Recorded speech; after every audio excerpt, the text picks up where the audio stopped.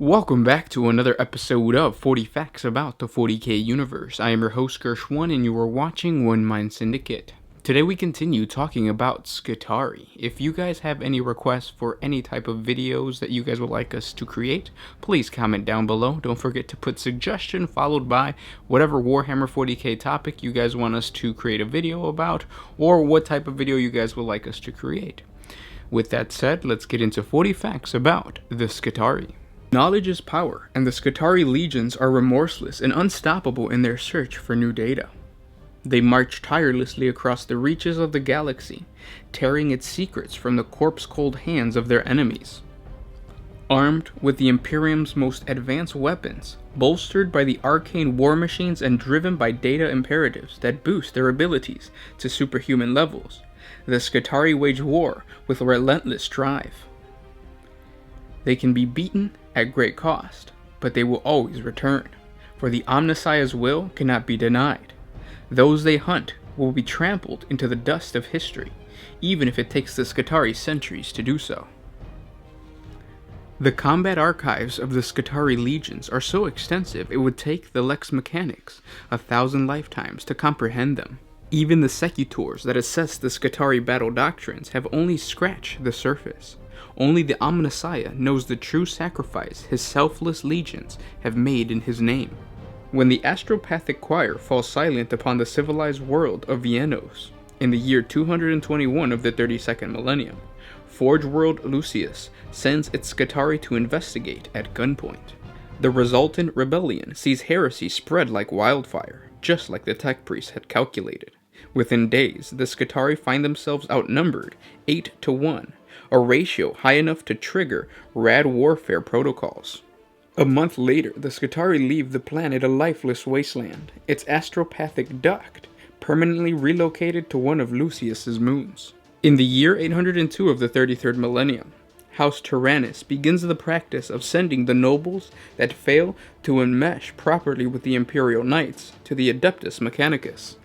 Though unfit for a place in Tyrannus's knight armies, each of these cyborg warriors, known as Psychosis Neurocanium, are from Primaris grade Imperial stock, and prove to be excellent raw material for the creation of Skitarii overseers. In the 35th millennium, during the dark days of the Nova Terra Interroganum, a terrible secret tears the Adeptus Mechanicus apart. The Forge World of Moriah is blasted to dust, but not before the schism spreads throughout the cult of Mars, the Titan legions, and several Space Marine chapters with close ties to the Adeptus Mechanicus. Over 2,000 years of bloody strife passes before the baleful secret is considered fully purged. In the same millennium of the year 303, House Raven, having felt the teeth of Eldar raiders from the paradise world of Genexus one too many times, formally petitions for Skitarii aid. 12 cohorts are sent to Geminex, grid search tactics driving the Exodites and their allies from the planet's sacred places and into the crosshairs of House Raven's Imperial Knights. The Eldar of Baltan retaliate, striking hard from hidden webway portals. The Skitarii fight on through everything the craft world can throw at them.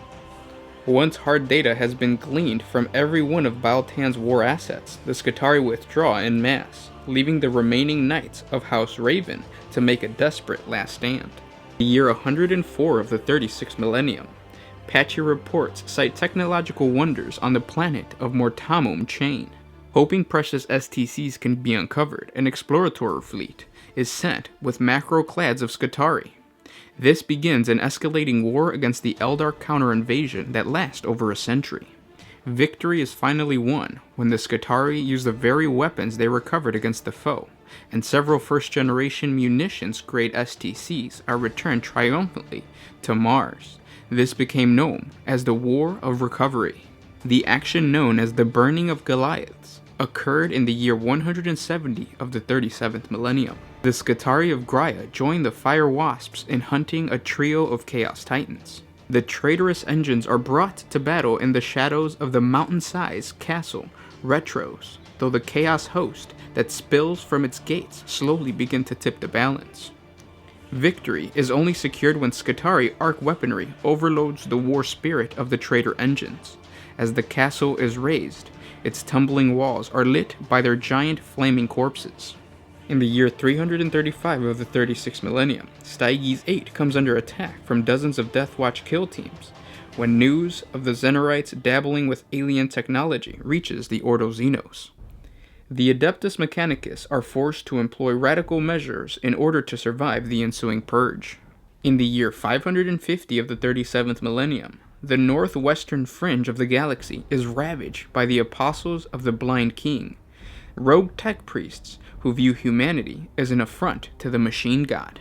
Items that are discovered during these campaigns are sent back to Mars. They become known as Relics of Mars.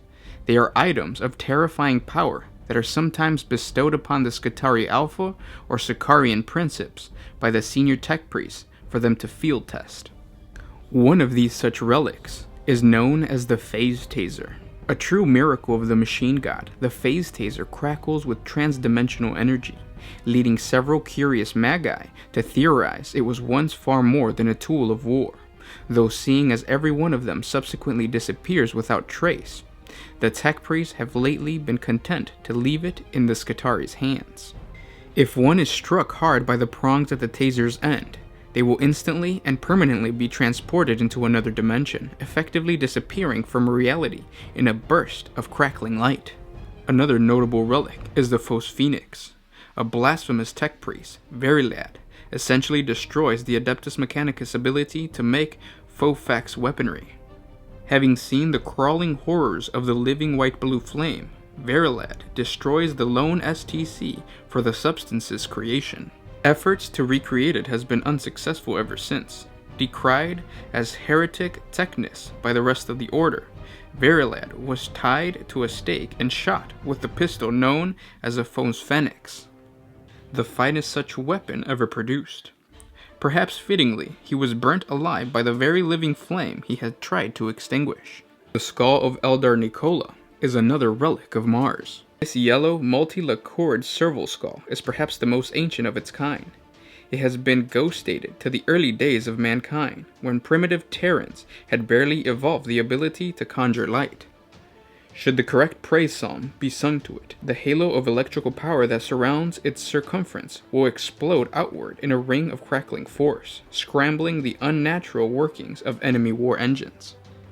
Another relic of Mars is the Pater-Radium. Amongst the Skitarii, there is a theory that the Pater-Radium is the heart of a nuclear reactor, the first of its kind to be built on Mars.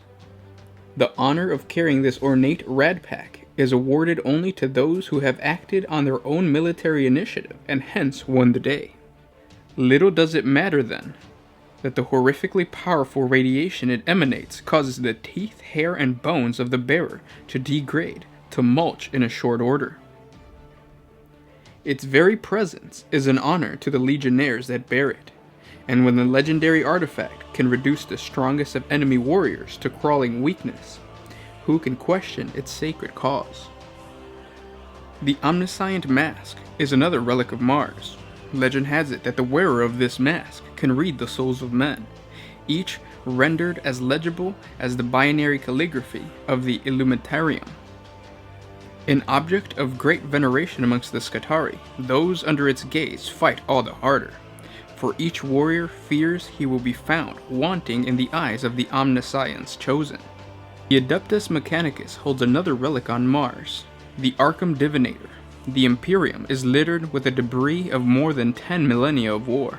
Amongst it are many useful discoveries waiting to be recovered by the Adeptus Mechanicus, and in the case of the unidentified Archaeotech, by their Skitarii Legion in particular. To aid his minions in the location of such items, the revered techno-archaeologist Arkan Land fashioned a gauntlet around an armature of ancient Martian divining rods. One who wears this gauntlet will find his fingers twitching when it is near a relic of surpassing power, even while in the heart of battle. Uncanny though it may seem, the subsequent investigation will often reveal exactly the caliber of treasure that the wielder needs in order to secure victory. And those were 40 facts about the Skitarii. I hope you guys enjoyed this video. That's going to be a good resting point for the Skitarii. We've been going at the Skitarii lore for a while, so we're gonna give that a rest for a little bit. If anything, we're gonna talk about the Adeptus Mechanicus and the the Dark Mechanicus. But if you guys have any suggestions for topics that you guys want to hear about, any specific races that you guys want more lore about, please comment down below. Don't forget to put suggestion followed by whatever race you guys want us to create a video for. Thank you guys so much for liking, commenting, and sharing. And don't forget to visit us on Patreon. We give you guys exclusive videos. It's a simple $1 a day, and that contribution, or sorry, not $1 a day, it's $1 a month, and that contribution gives you guys 2 videos on YouTube a day, and also some extra videos on Patreon throughout the month. So please help us out on there, and thank you for liking, commenting, and sharing. This was Gershwan with One Mind Syndicate, and see you tomorrow. Signing out.